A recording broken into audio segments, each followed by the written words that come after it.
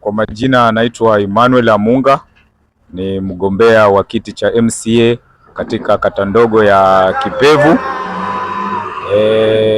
Mojawapo ya sababu mimi kutaka kugombea hichi kiti ni baada ya kuona jinsi vijana wanateseka kimasomo na katika hali ya kutafuta kazi.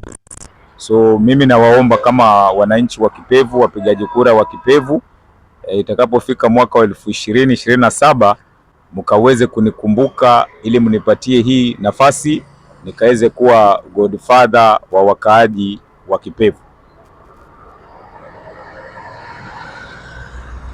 Labda kwa leo kuna shughuli gani? Leo kuna ndugu yetu Mtungwa Wambua ambaye ni director wa Kenya Pipeline, alifanikiwa kuomba msaada wa kujengewa laboratory pale Chaani Primary, na leo ndio ufunguzi rasmi ambao itafunguliwa na katibu mkuu wa chama tawala Mheshimiwa Hassan Sarai, na ndio hapo unapotuona hapa tunaondoka ili kuelekea kwa huo mkutano. Tulikuwa na mchakato kuhusu ile story ya Hassan Sarai yake, na tunaona kuna miongoni wa viongozi wa UDA walikuwa wanajaribu kuongelea hilo swala.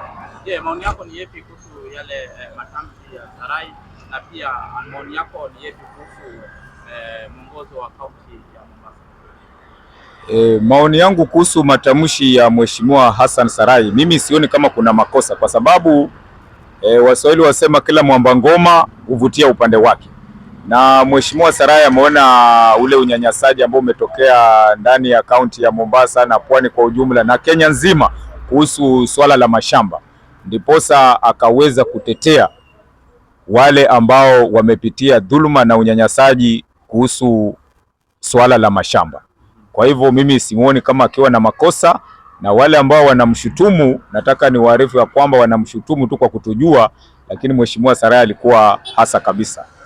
Na kuhusu swala la Mombasa, mimi ningewaomba wakaaji wote wa Mombasa, hii uongozi wa Mombasa umekuwa wenye dhulma mkubwa sana, na mimi kwa maoni yangu na kwa maombi yangu naona Mheshimiwa Hassan Sarai ndiye anaweza kupeleka hii Mombasa yetu mbele. Kwa hivyo mimi nawasihi itakapofika mwaka 2027 tukaweze kumpatia huyu ndugu yetu kura Hassan Sarai ili akaweze kuwa governor wa jimbo letu la Mombasa. Kusema ukweli, katika nikimpatia asilimia ya uongozi 100, mimi nitampatia 20.